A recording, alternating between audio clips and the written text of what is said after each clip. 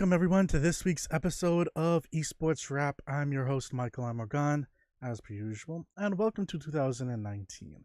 This is actually our first episode back since, well, right before the Christmas holidays, and we're getting right back into it. Now, this topic is actually a fan requested one, which is, well, a little bit of a bummer because we're talking about what's going on with Activision and Blizzard, and it's not really good. And there's the fact that I've been a long time Blizzard lover.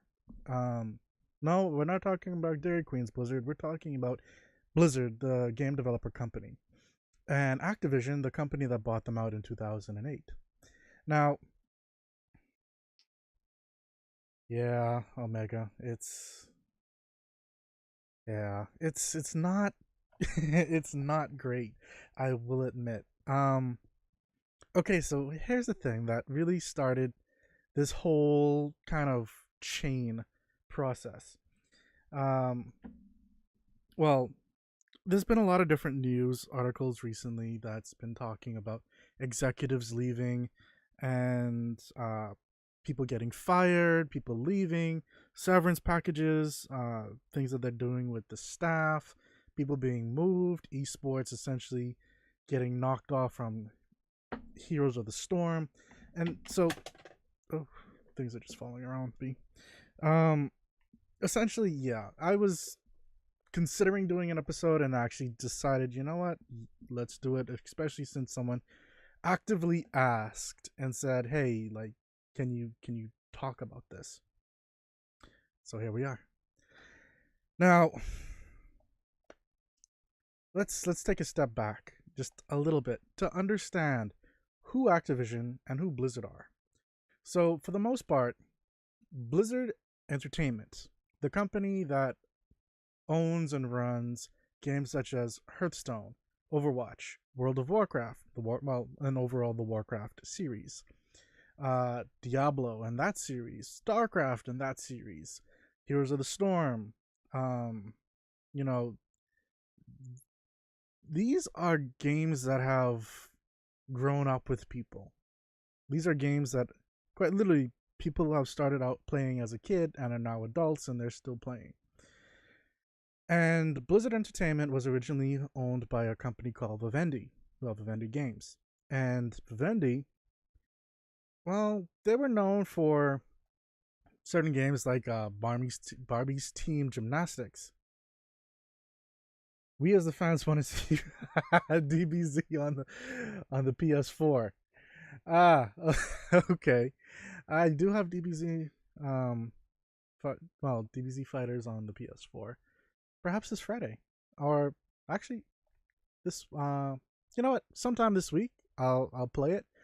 And who knows? We might actually do some viewer competitions. That said, Vivendi, they've made games like Barbie's Team Gymnastics, Leisure Suit Larry, King's Quest V, The Mummy Returns video game, Combat Medic, Special Ops. Omega saying that my dad got me Warcraft 3 for my Christmas gift and I loved it. I became a diehard fan from then on. That's kind of what I'm talking about right there. Like the Warcraft series on its own predates World of Warcraft, and that's an old game by many different standards. And I mean, then you have quite literally, like, the entire franchise has books, merchandise, clothing line, like, just it's mind exploding. Comic books, even. But Vivendi, going back to them, like, they also came out with Bomberman Generation, Enclave, The Thing, Scorpion King, The Rise of Akadan, Jurassic Park, Hulk, Iridian, Hunter the Reckoning, The Hobbit, the Zoo Vet, Spyro the Dragon, Wings of Fury. Like, so essentially, because I mean, I could even go into like Bass Pro Shops, Trophy Hunter, and stuff like that. But essentially, they made a lot of different games for things that were interesting back then. These are like games that back when you still had to maybe buy like the old Game Boy cartridges or CD-ROMs to play on your computer. Like those were the games that used to come out back then. And I mean, granted, it was up until I think 2009. Yeah, I think it was 2009 that Blizzard kind of went away from the whole CD collection kind of thing and went more towards, just getting stuff online with the Blizzard launcher, now Battle.net launcher because of Activision. And yeah, Activision is going to Activision. Activision is pretty much a company that has been buying other companies for some time now.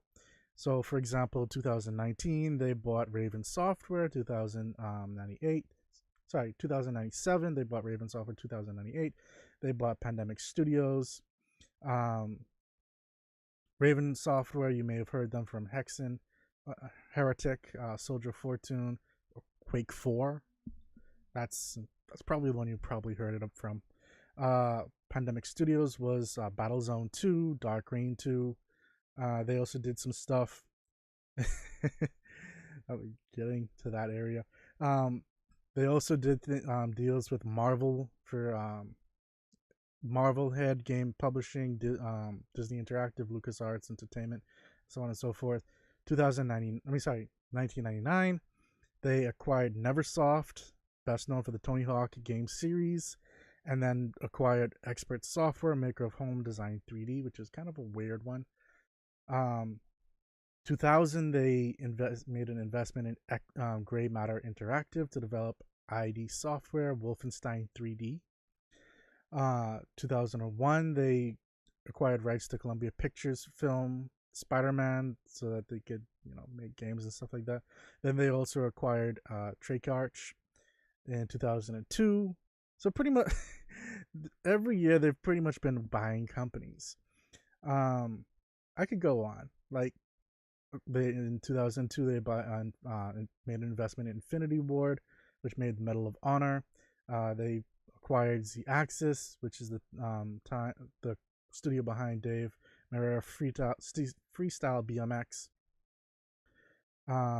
They also did a little multi-year agreement with DreamWorks, and also did some partnership with Valve. Acquired both Infinity Ward and Shaba Games 2003, along with making a deal with Sega to publish US releases of PC versions of some titles, especially Sonic Adventures. They then did stuff with, in 2005, it was Shaderworks, which they acquired, and along with Vicarious Visions, Toys for Bob, and Beanox. 2006, they secured game licenses for James Bond, from MGM Interactive. They, in 2007, then acquired control of Bizarre Game Creations and also acquired Demonware. In 2008, they did the merger with Vivendi Games to become Activision Blizzard. Then 2008 as well, they acquired Freestyle Games. 2009, it was 7 Studios. Then in 2010, they partnered up with Bungie, which was a big deal because we were hoping for another franchise, another series of Halo, but we got Destiny, and then Destiny flopped, and well, after a while, I should say. And then we got Destiny 2, which also didn't live up to expectations of the original Destiny that we loved. And then a lot of the team behind that team for Bungie kind of left, which was already happening even before Destiny 2 came out anyway. Then they will be they started making the Elite website for Call of Duty games in 2011. They relaunched Sierra Entertainment in 2014. 2015, they partnered with Nintendo. And then 2016, they pretty much bought a whole lot of stuff from Major League Gaming. Now, Omega's saying they bought Candy Crush, and honestly, Candy Crush I really don't care too much about. The whole King Games company I don't really care about too much. But the point still stands for the most part is that, this company essentially is all. Oh, really? Am I? Jeez. Thank you for telling me that. Uh um essentially what it is that oh, let me just fix this really quick so I'm not showing up as Overwatch anymore.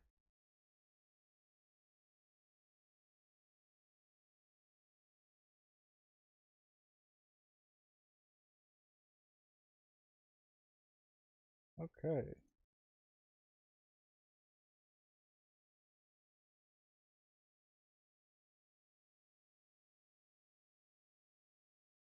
Okay. Updated. Thank you for telling me about that. Now, continuing on. Uh Essentially, yeah, like I was saying, Activision buys companies and sometimes actually just destroys them. Um I do not say that lightly. And the reason for that is the reason why we're asking is Activision Blizzard dying? And let's actually start to take a look at what's happening over on that side. Like I said in the beginning of the show, kind of as a precursor. In recent news, we have World of Warcraft, Battle of Azeroth. Now, for a lot of people, World of Warcraft has not been World of Warcraft since, well, I dare say Wrath of the Lich King. Cataclysm was not that exciting. Neither was Mr. Pandaria, neither was Warfront, neither was Draenor, Warlords of Draenor, which I mean that one kind of picked up a bit. In the whole Legion series. And then came Battle of Azeroth, which, they changed up things yet again. And for a lot of people, it kind of boils down to, here's the thing, Blizzard. You don't always need to make changes to the way how we play the game. Like sometimes you can leave the play system there and we will still enjoy the game. We'll still play it. Nothing needs to if it's not broken, don't fix it. And a lot of these things weren't broken. You just start to simplify things and simplify them and simplify them and simplify them, and then you make them more complicated. And so it doesn't really work, I should say. It's it's caused a lot of people to leave World of Warcraft throughout the years, especially since Wrath of the Lich King has happened. And this has happened to me as well. I would play for a bit, I would try to get back into it, and I just can't. I'll make it back to like server first raids and stuff like that, and I still can't just enjoy it. Like I'll do it for the guilds, I'll do it for friends, I will do it for X, Y, and Z, but the reason why I'm playing a game should be for my enjoyment, and I don't always get that. Like, I'm sorry. I just didn't. And then so esports never really took off. Like there were some really interesting things that Blizzard could have done to really push the esports aspect of it. Sure, PvP is there, which is player versus player, but that's still only one aspect of it. That's still you having to fight against other people. Um, there was like the fighting raid bosses and seeing who actually can beat it first. That could have been a thing. And I think that was actually something that they did once and then just never did it again for whatever reason. And it was just sad. That said, moving on to one of their other games.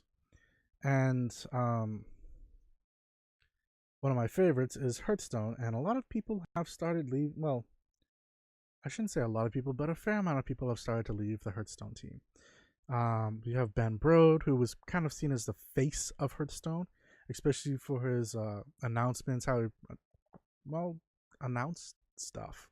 And his personality that would have that people would be enthralled by, both in games when they're watching the BlizzCon. Sorry, I don't know why I blanked with that. When they're watching announcements on the new patches and stuff like that, or whatever new videos they would have come out with. We have artists leaving, like one of my, I dare say, call him a friend, Jomaro Kindred, and a number of other people that I've seen start to leave here and there. StarCraft has, well, I mean, StarCraft has always been StarCraft. StarCraft 2 has, for some people, never been the same to StarCraft, the original one. But, I mean, for the most part, StarCraft 2, I really can't knock them on that one. They've kind of been consistent. And they haven't, but the thing about it is they haven't really changed much. And that's been one of the key things for me. Like, if it's not broken, don't fix it. And they haven't really tried to fix StarCraft 2. You've got Diablo, and oh my gosh, they screwed this one up. They screwed the pooch. So the Diablo series on a whole is loved by millions of people across the world. It's a game that you can play on PC, PS4, so on and so forth. People have been waiting for news about Diablo 4 for, I would say, about 2 years now. And they kind of teased it.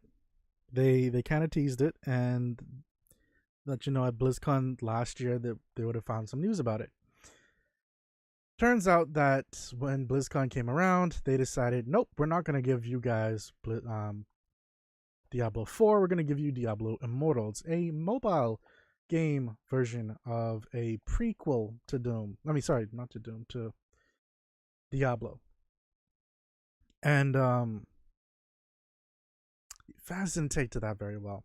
The implementation that they did, it's mainly, a lot of people said that it was mainly because of the fact that they hyped up that it was probably going to be a Diablo 4 game that they announced, and then they gave us this, which people weren't really looking forward to. Now, granted, I haven't played the game too much. It doesn't seem like it's a bad game from what I saw. It's just not what people wanted. Omega's saying they had the galls to introduce a mobile game and not show Diablo 4, at least shown to be in the making. And yeah, that's kind of it. Like, the reason why they came back weeks later and said they didn't release anything about Diablo 4 is because when BlizzCon came around, they said, we're not actually ready for it to be shown off yet. It's not quite polished off enough. And so they just yanked it entirely. And so it was just a mess on a whole part. And then we found out during one of the shareholder calls, Blizzard essentially told the shareholders that people loved the game and people did not love the game. So that kind of made it even more seem like they were further out of touch with their community than they actually were. But, I mean, can you blame the community for seeing it that way? Like, come on. And, well, when you actually get down to it, they could have just done it so much better. So much better.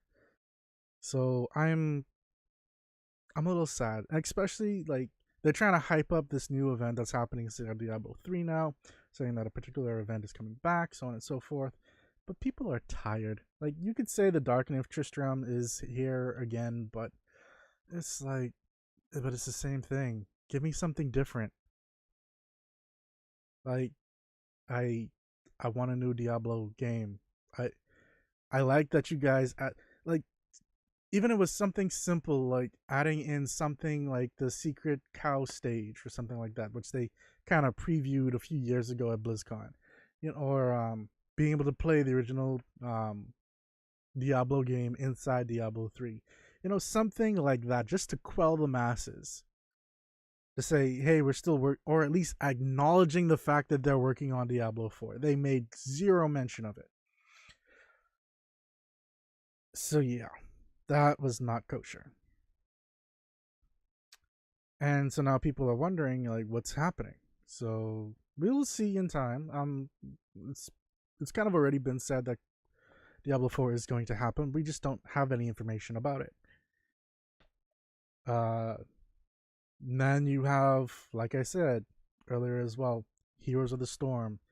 This one is where we're really starting to wonder, because Heroes of the Storm was supposed to be kind of the League of Legends, the Dota 2, the essentially the MOBA game for Blizzard.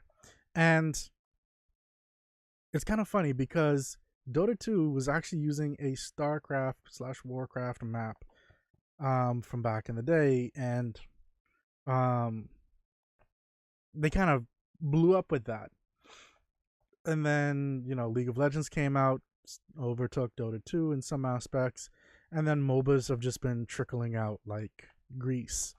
Well, I can't believe I actually just used that. And then eventually Blizzard decided, hey, let's do our own, and came up with Heroes of the Storm, taking characters from all of their different, games, from quite literally all of their different games. And even with the last BlizzCon, introducing 2 completely new characters that have never existed in any of their games before. And people were actually enjoying that. And it actually started... Ooh, what just happened? Oh, Super Fast Jumper. Thank you for following, and welcome to the Cookie Pack.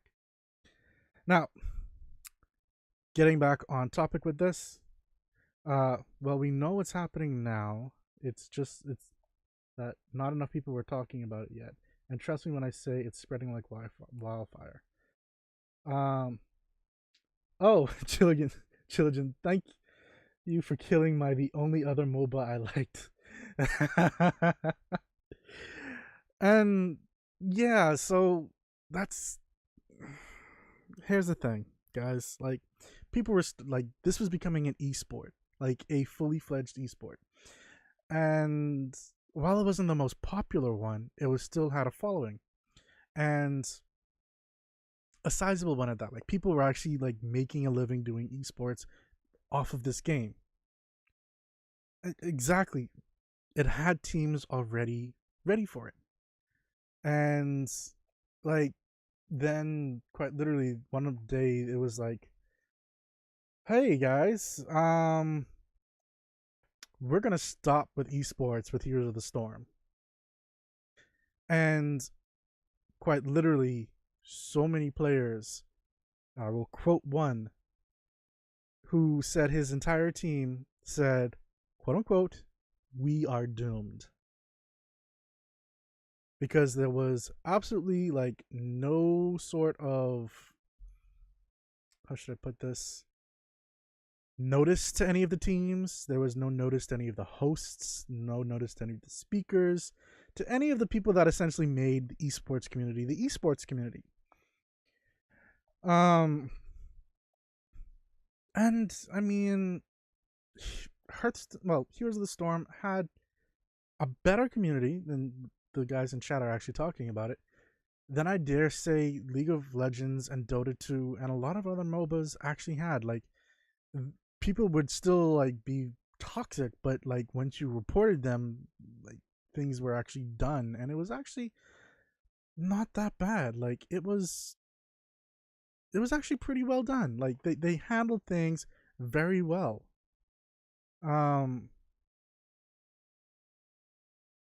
But they didn't handle this very well at all.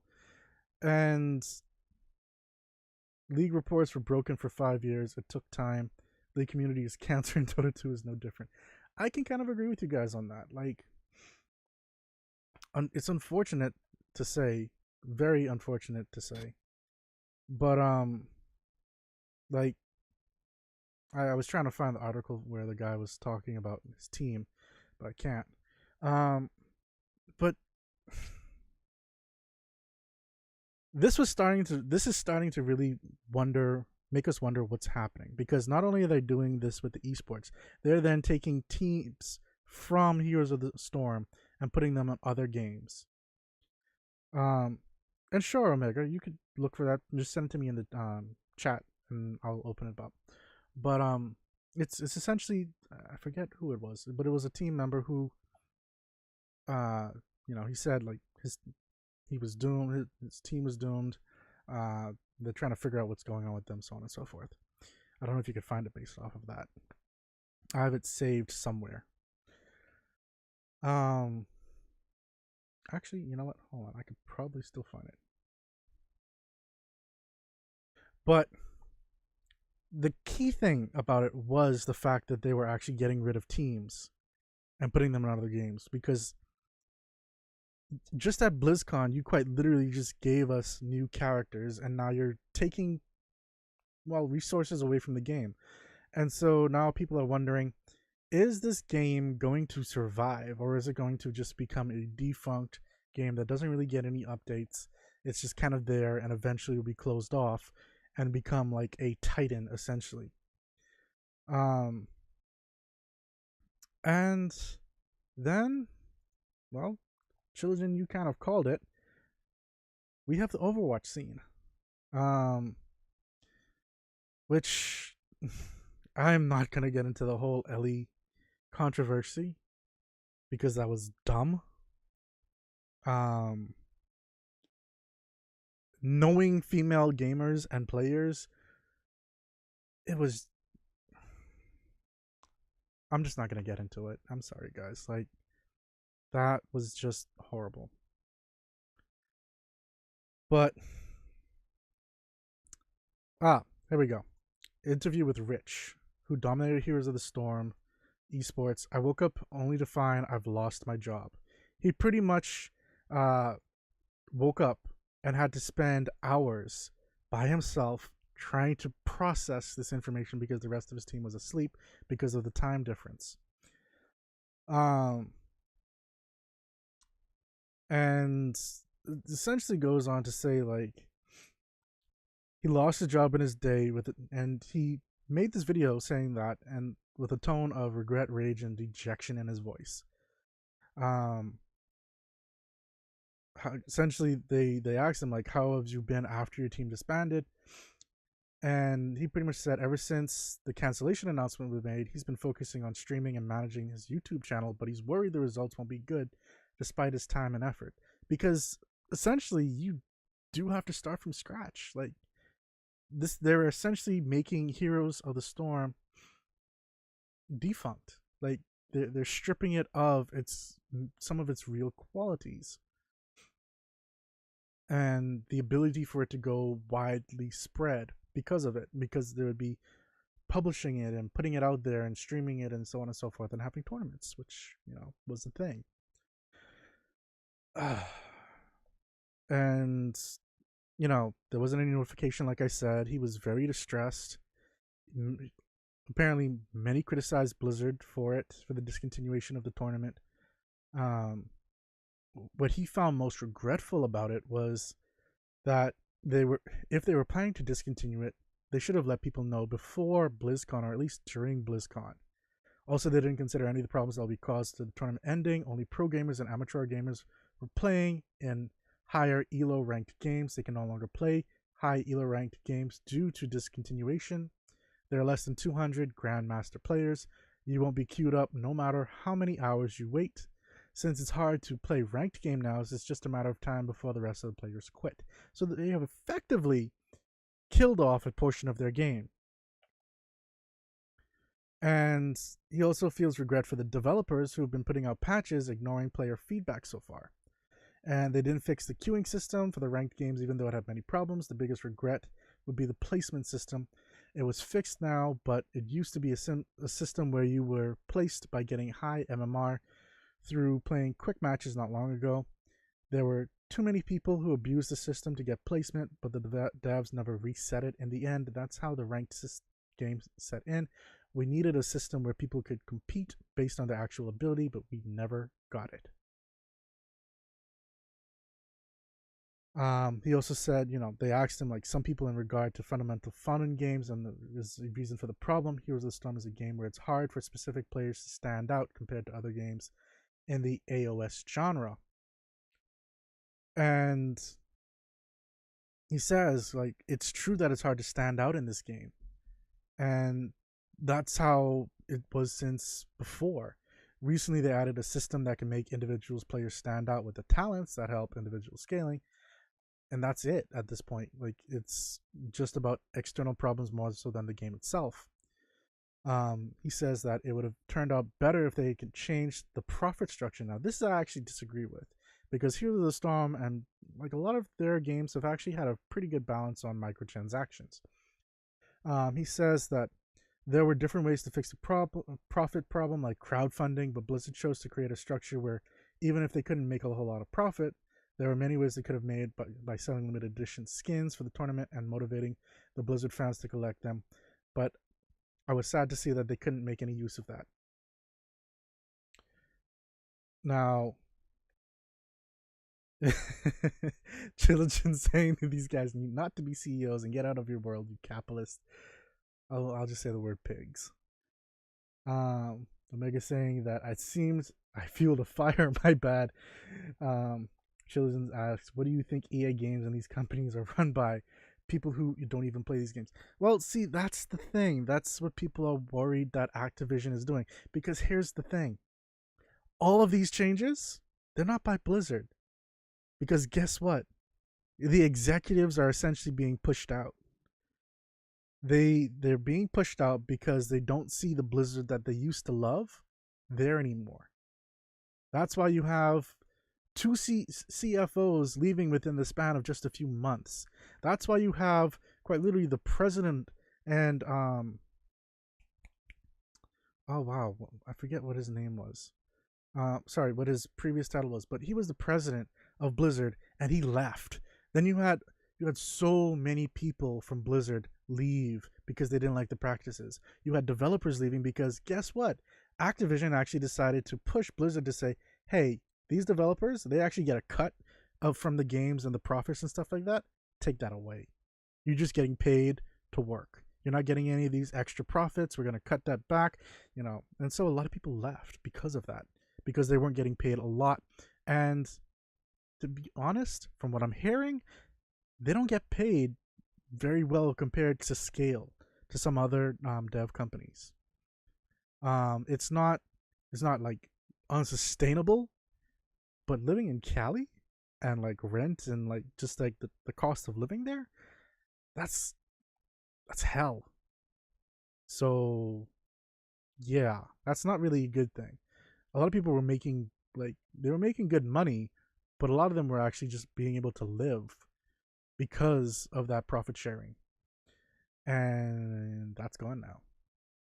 And so a lot of the community, the family, the reason for why people stayed and worked hard on these games has essentially evaporated. They're no longer feeling that camaraderie anymore. They're no longer feeling that love. The executives are leaving. They're getting pushed to the point where they don't feel comfortable anymore. And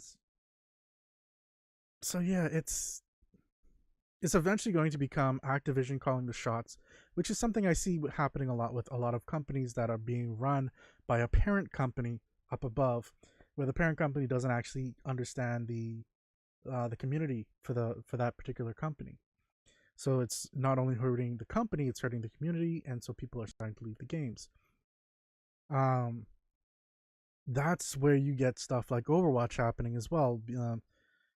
People are saying that the developers don't really listen to, well, the community, and that a lot of characters are currently broken.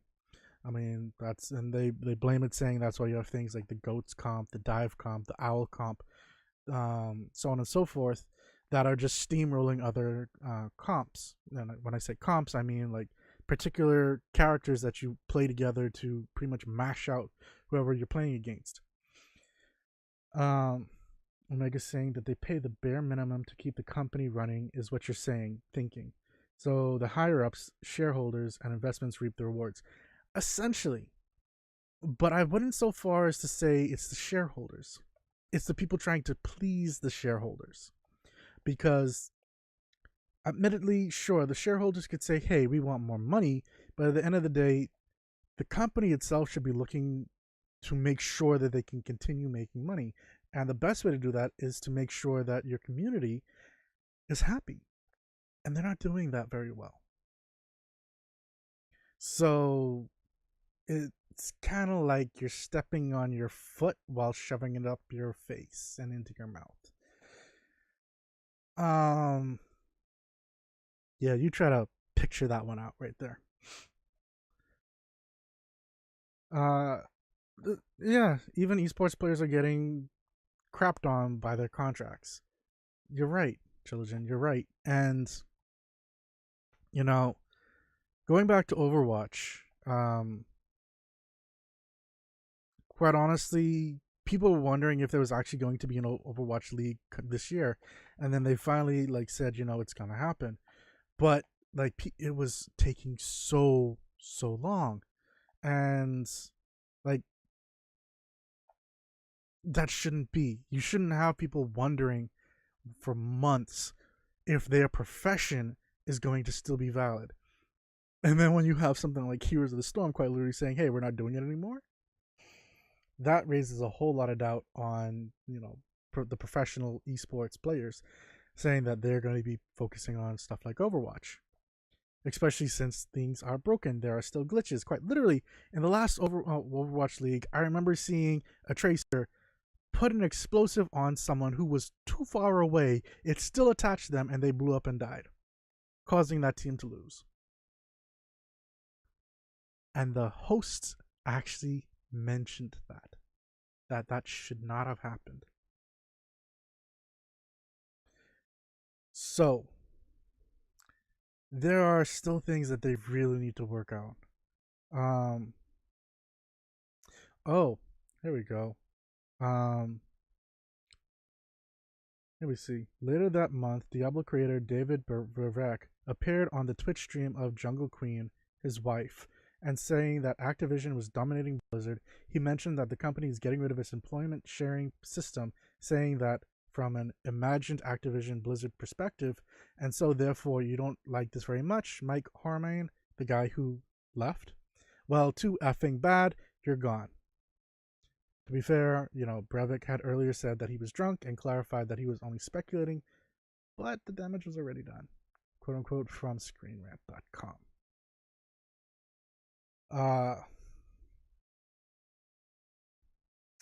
I do remember seeing that episode that he was, that stream that he was talking that, and he did say that people at Blizzard still came to him and still talked to him and still asked him like what his thoughts on more stuff. And from what he gathered and from what he can speculate, yeah, pretty much all of this is happening, and they're trying to, well, get rid of all the executives, like I was saying. So if we take a look actually at Activision Blizzard's stock reports from the highest point for 2018 was October 1st, 2018. And then it started to decline and made a huge dip on November 8th, 2018. If we do something, let's see, Activision, October 8th, 2018. Just do a Google search for that.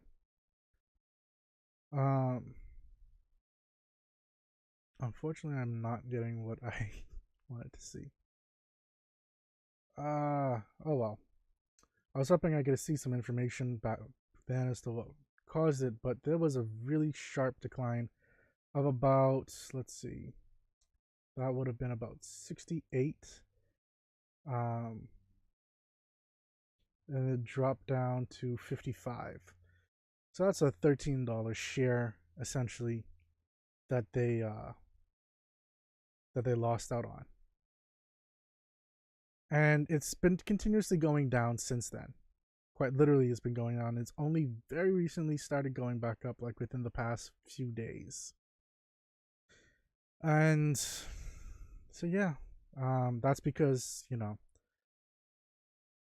let's see, all the news is pretty much saying that the Netflix poached the CFO, then the other CFO went to Square to take two leads, gaming names higher. JP Morgan upgrades Activision on long-term potential, which is probably the reason why some people are considering it. Um, Either way, guys, I I do have to wonder at this point: is Blizzard dying? Their money makers, which most notably are World of Warcraft for the most part, with their subscription base and the microtransactions in the game, along with their microtransactions in other games like Hearthstone, Heroes of the Storm, skins for like StarCraft 2, and pretty much their other games. It's it's starting to make me wonder, and not a good way, because I will admit I still love Hearthstone. I still love playing Heroes of the Storm. I still love Diablo, and I don't want to see these games disappear. I don't want to see this company disappear. But that's what the way how it's looking like it might eventually end up if Activision doesn't start actually listening to its community, seemingly take its head out of its own backside, and I don't know. It's time will have to tell. Time will have to tell. I get you're trying to make money and you're trying to cut costs, but for a lot of companies that do that, they end up hurting themselves in the long run. And Activision, you've been buying companies for over 2 decades now, essentially. You should know better than this. Take a look at your partners in EA and stuff like that. You were once heralded, well, Blizzard was at least, as a monolith to gaming. You kind of still are a monolith in esports. Don't screw this up. Seriously. Your community is on their knees begging for you guys not to screw up. Hopefully, sometime in the near future, you guys decide to actually start listening again, fixing these things that are plaguing the community. I get certain things are not possible, but maybe take a look at what other companies are doing, like Anthem or Final Fantasy, and actually having streams and talking about the problems and saying, hey, like, we get that this is happening. This is not possible, and this is something we're working on in the future. Thanks for letting us know about this. We'll look into it. That kind of thing. Like, that is where games need to start hitting. That's what developers and CEOs need to start doing. Because people are looking at those two games right now, and they're killing it. People are loving them just for being open with them. So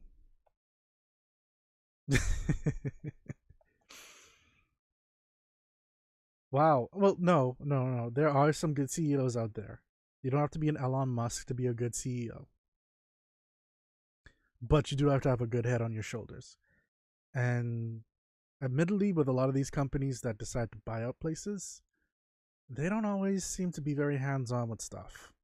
And so it kind of leads into issues.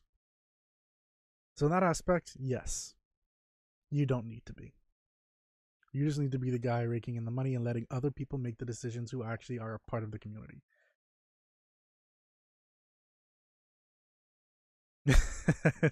Chiligen says he's the only guy who shuts down for 2 hours for the local Overwatch battle. Granted, yes, but you don't need to be a CEO to do that. You can quite literally be a vice president or a director or somewhere inside, or even a manager can sometimes have that right to shut down their area, to say, hey, just for camaraderie, let's go and play a game of Overwatch or play a game of this or something like that. So, and there are people that do that. And like, that's why companies like Facebook and Google and so on and so forth have some of the facilities that they do, like ping pong tables, Nerf guns, stuff like that. I remember. Anyway, yeah, I'm not going to bring up that company's name because they've done a whole lot of crap too, because they sold out a few times as well. But yeah, that's gonna end it for tonight, guys. I do want to point out, feel free to join the Discord chat. It's gonna be in the description. It's if you're watching this on Twitch, then or Mixer or anything like that, then descriptions are right. The links for the Discord's right below. If you missed any part of this episode, it's going to be on YouTube, or you can listen to us on Apple Podcasts, Spotify, our website moarcookies.com. That's MOAR cookies.com. Or just feel free to follow us. If you're watching this on YouTube as well, click that subscribe button and that little bell to let us know whenever we actually upload something new, and it'll let you know like that we're doing something. And don't forget, guys, Esports Wrap. This show is Tuesdays at 6:30 p.m. Eastern Standard Time. With Tech Talk, our partner show is on. Sorry, not Tech Talk. MOAR Tech is on Thursdays at 6:30 p.m. Eastern Standard Time as well. So we'll be seeing you guys on Thursday. And don't forget to stop by for any of our gaming streams where we just chill out, have fun, and play with some of our co-hosts, some of you guys. And until next time, guys, this is MOAR Cookies. Take care.